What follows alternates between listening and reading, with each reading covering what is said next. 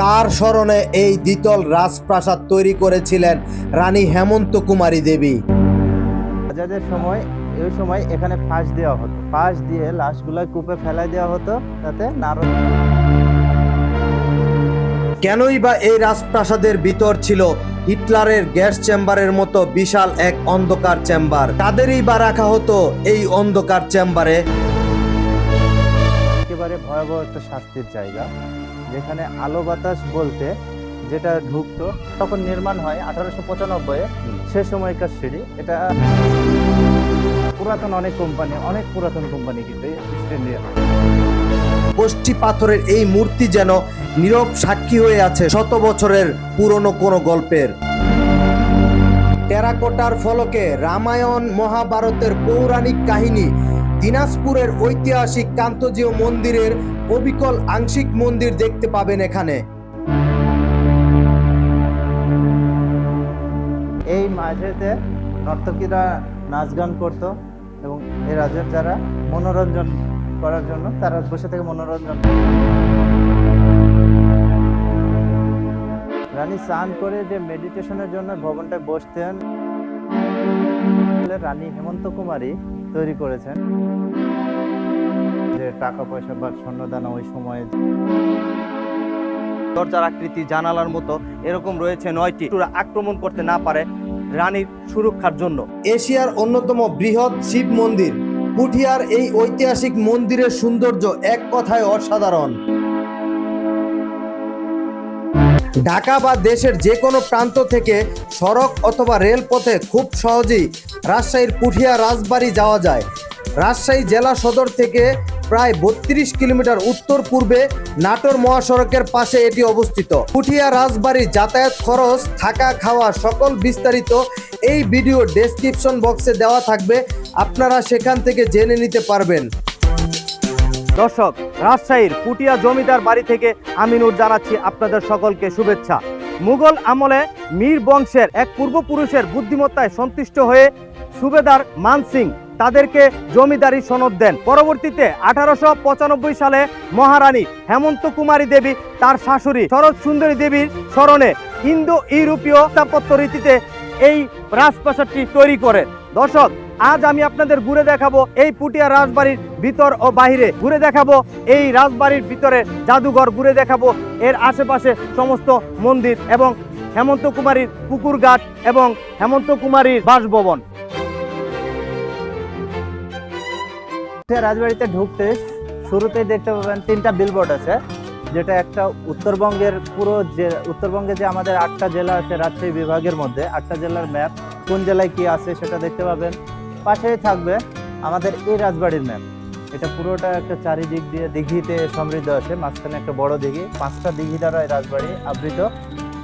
চারিধারেরটাকে বলা হয় পরিখা, মাঝখানে একটা দিঘি এবং তার পাশে একটা ছোট্ট করে হিস্ট্রি দেওয়া আছে, যেটা এই রাজবাড়ি সম্পর্কে বলা হয়েছে। এই রাজবাড়িটা কত সালে স্থাপিত, তারপরে কে আসছে, রাজার কিছুটা হালকা পাবেন। আসেন আমরা সামনের দিকে যাই। এখানে দোতলায় জাদুঘর করা আছে, প্রত্নতত্ত্ব অধিদপ্তর থেকে এটা জাদুঘর হিসেবে সংরক্ষণ করছে দোতলায়। আমরা এখন জাদুঘরটা দেখতে যাব। এই ভবনটা যখন নির্মাণ হয় 1895-এ, সে সময়কার সিঁড়ি। এটা 130 বছর প্লাস, এখনো স্টিল সিঁড়িটা অনেক সুন্দর আছে এবং অনেক হার্ড।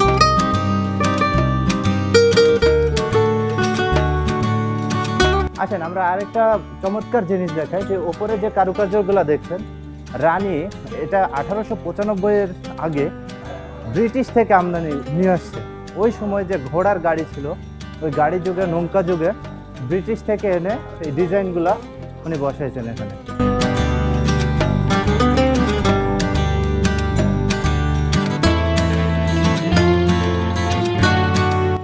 আমাদের ইন্ডিয়ান যে ইস্ট ইন্ডিয়ান কোম্পানি, এটা পুরাতন অনেক কোম্পানি, অনেক পুরাতন কোম্পানি কিন্তু ইস্ট ইন্ডিয়া, সেই কোম্পানি তৈরি করতেন এবং ওই সময় ওখান থেকে তৈরি করে এগুলা লাগানো।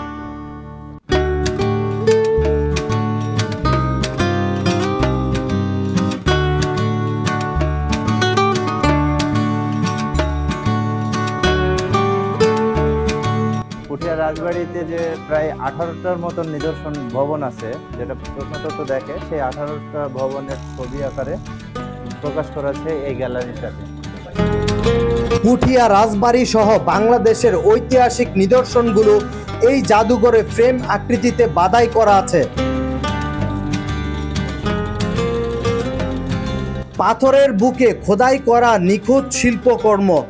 পুঠিয়া রাজবাড়ির জাদুঘরের এই কোষ্ঠী পাথরের মূর্তিগুলোর দিকে তাকালেই মনে হয় পাথর কথা বলে।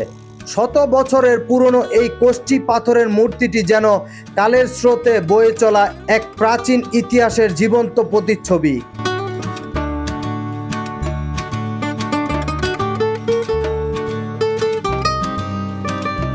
পুঠিয়া রাজবাড়ির রাজা রানীর জীবদ্দশায় তারা যে সকল জিনিস আসবাবপত্র ব্যবহার করতেন সেগুলো এই জাদুঘরে সংরক্ষণ করে রাখা হয়েছে।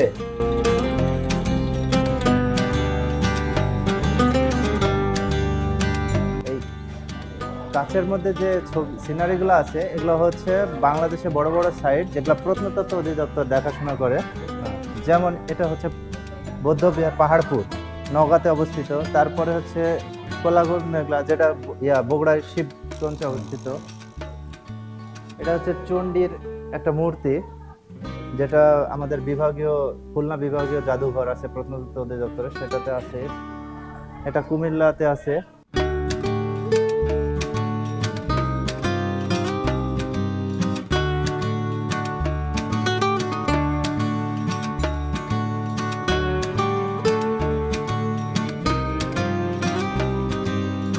বলা হয় বড় গোবিন্দ মন্দির, যেটাকে পঞ্চরত্ন হিসেবে ব্যবহৃত করা হয়েছে।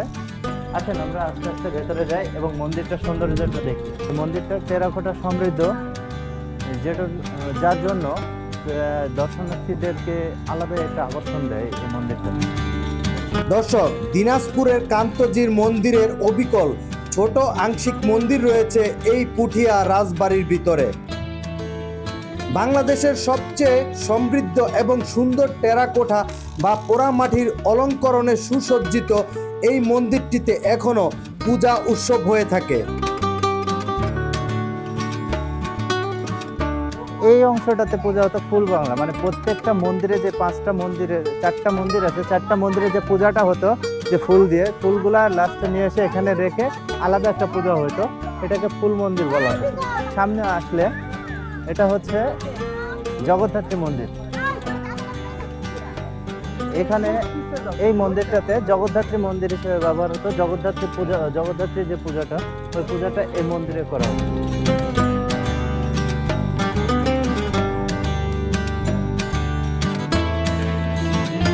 এটাই ছিল লক্ষ্মী মন্দির, যেটা এখন দেখতে পাচ্ছেন যে কি অবস্থায় আছে।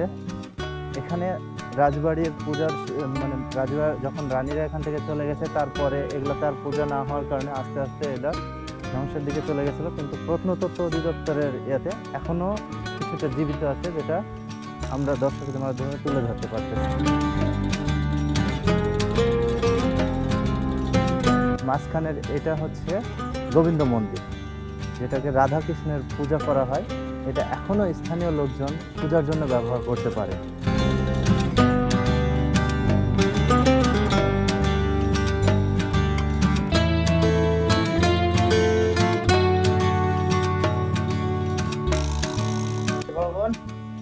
রানীর বাসভবন এবং রানীর গোসলের ঘাট, যেটা স্নান ঘাট বলা হয়, সেই ঘাটটা দেখতে যাব। পাশাপাশি একটা ছোট্ট তার আহ্নিক মন্দির আছে, যেটা তিনি মেডিটেশনের জন্য ব্যবহার করতেন। কোনটা সামনে আসেন আমরা আগে আহ্নিক মন্দিরটা দেখে নিই।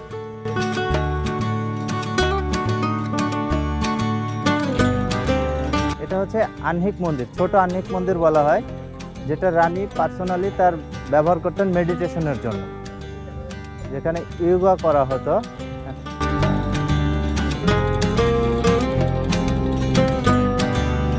এখানে কারুকার্য খচিত যে ছোট ঘরটি দেখছেন, এটি ছিল রানীর মেডিটেশনের জন্য। এখানে তিনি যোগা করতেন। রানী স্নান করে যে মেডিটেশনের জন্য ভবনটায় বসতেন, তিনি আহ্নিক করে ওই পাশে একটা সিঁড়ি আছে, সিঁড়ি দিয়ে তার বাসভবনের ভিতর প্রবেশ করতেন। এটা তার বাসভবনের সাইড পার্ট। আমরা সামনের পার্টটা দেখবো, অনেক সুন্দর কারুকার্য আছে। আসেন।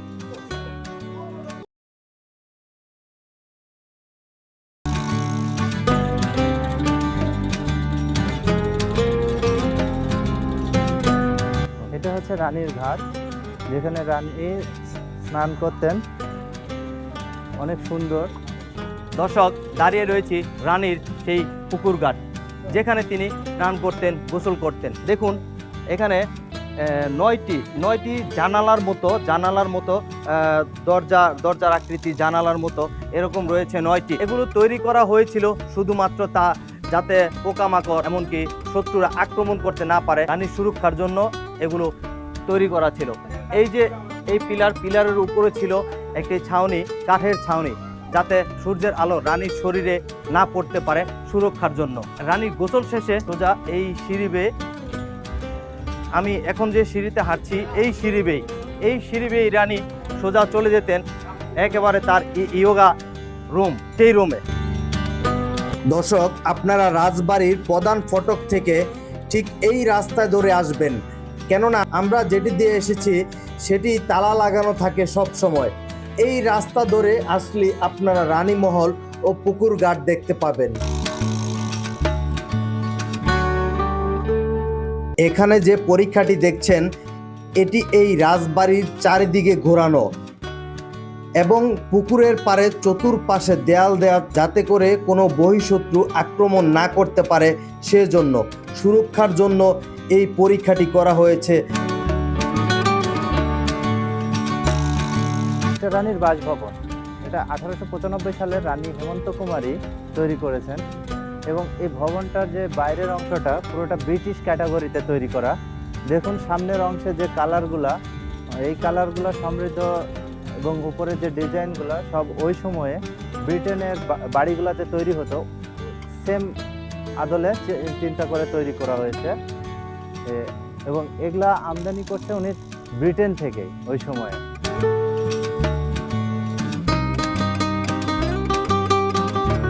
একটু কাছ থেকে, যেহেতু আমরা ভবনটাতে ভেতরে প্রবেশ করতে পারবো না, যেহেতু তালাবদ্ধ আছে, তাই আমরা একটু কাছ থেকে বাইরে থেকে লুকটা নেওয়ার চেষ্টা করি।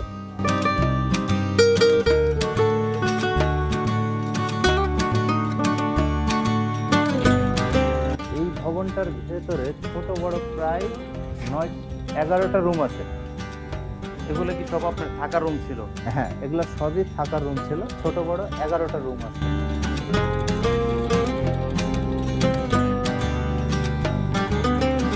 প্রাচীনত্বের গ্রান আর রাজবাড়ির অন্দরমহলের গল্পে হারিয়ে যেতে পুঠিয়ার এই ঐতিহাসিক স্থানটি যেন এক আদর্শ জায়গা।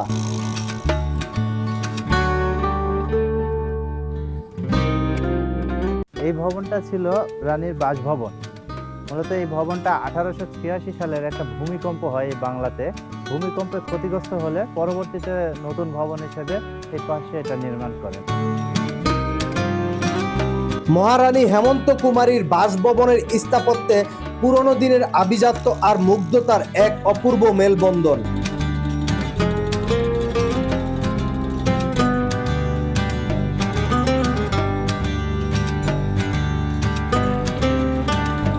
রাজাদের সময় ওই সময় এখানে ফাঁস দেওয়া হতো, সাথে ফাঁস দিয়ে পাশাপাশি এই রুমের মাঝখানে একটা ছিল কূপ। এই রুমের মাঝখানে ছিল একটা কূপ, যে কূপটা পার্শ্ববর্তী নারদ নদ আছে, নদের সাথে অ্যাটাচ ছিল নিচ দিয়ে। পাশ দিয়ে লাশগুলো কূপে ফেলাই দেওয়া হতো, তাতে নারদ নদে চলে যায় অটোমেটিক।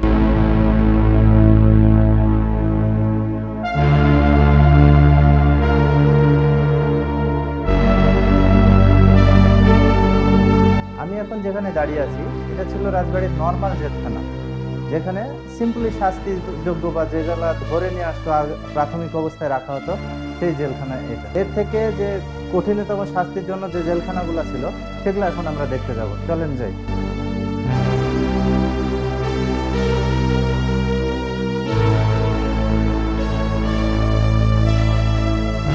যেগুলো কঠিনতম শাস্তির যে জেলখানাগুলো ছিল সেগুলা আসলে আমরা এগুলোর ভিতরে ঢুকে দেখাতে পারবো না, কারণ এগুলা বন্ধ করে দেওয়া হয়েছে অধিদপ্তর থেকে। এগুলা হচ্ছে এই অংশটা, যেটা ছিল অন্ধকূপ, মানে একেবারে ভয়াবহ একটা শাস্তির জায়গা, যেখানে আলো বাতাস বলতে যেটা ঢুকতো সেটা হচ্ছে সিম্পলি আপনাদের আমি দেখাই যে এই অংশটা, এই যে ছোট্ট একটা ফুটা, এই ফুটাটা মাত্র চারিদিক দিয়ে 7টা ফুটা আছে, যেটার মাধ্যমে এটার ভিতরে আলো বাতাস বা অক্সিজেন যেটা পাওয়ার যোগ্য সেটা ঢুকতো। তাছাড়া পুরোটাই অন্ধকার ভেতরে।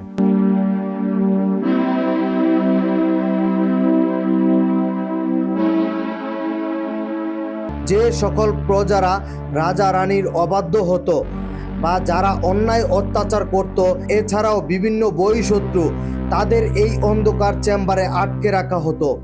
এই বিশাল চেম্বারটিতে আলো বাতাসের জন্য ছিল শুধুমাত্র ছোট ছোট 7টি ছিদ্র, যা দিয়ে বন্দিরা বাহিরের আলো দেখতে পেত। দর্শক, একবার ভাবুন কতটা ভয়ঙ্কর ছিল এই অন্ধকার চেম্বার।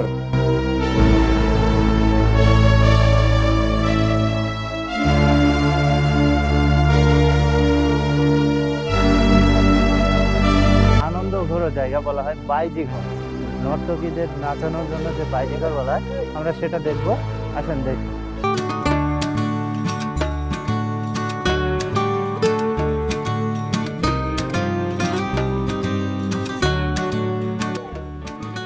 এই অংশটা ছিল বাইজি ঘর, যেখানে এই মাঝেতে নর্তকীরা নাচ গান করতো এবং এই রাজ্যের যারা মনোরঞ্জন করার জন্য তারা বসে থেকে মনোরঞ্জন করতো। নাটক, নাচ গান, হ্যাঁ। মানে বিনোদনের জন্য বিনোদনের জন্য করা জায়গা হয়েছে এটা।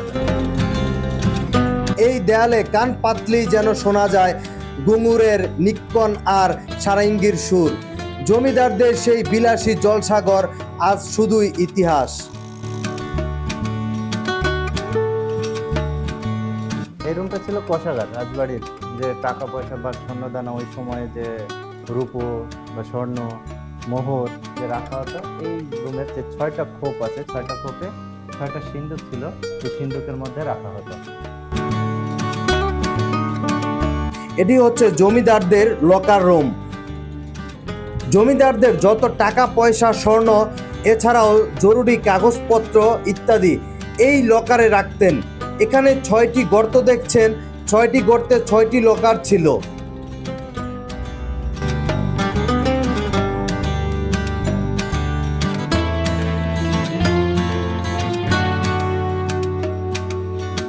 দর্শক, পর্দায় যে পরিত্যক্ত ঘর দেখছেন, এটি ছিল খাজনা কর আদায়ের জন্য, যা ভূমিকম্পে ধ্বংস হয়ে যায় এবং পরে নতুন করে আরেকটি নির্মাণ করেন, যা বর্তমানে প্রত্নতত্ত্ব অধিদপ্তর সংরক্ষণ করছেন।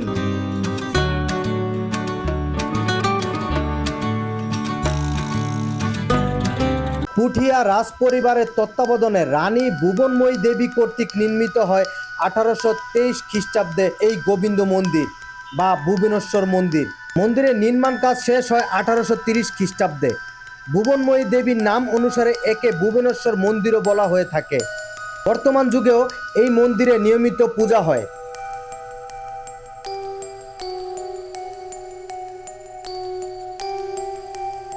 মন্দিরটির উঁচু মঞ্চে নির্মিত বর্গাকার এই মন্দিরের প্রতি বাহু 19.81 মিটার দীর্ঘ, ভূমি থেকে উচ্চতা 35.5 মিটার।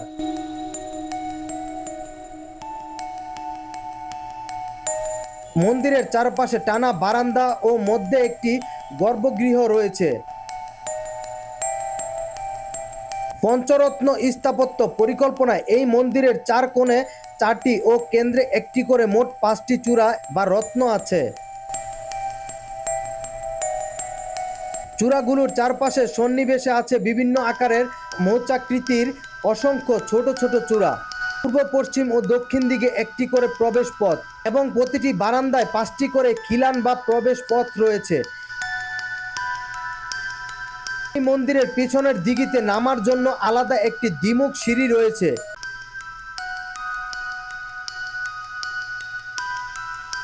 বেত মন্দিরের দেয়ালের বাহিরে পলেস্তারা বিভিন্ন পৌরাণিক কাহিনী খোদাই করা ছিল, তবে বর্তমানে তার অধিকাংশই নষ্ট হয়ে গেছে। চুন সুরকির মশলার সাহায্যে ইট দ্বারা নির্মিত এই মন্দিরের দেয়ালে চুন সুরকির আস্তরণ বিদ্যমান।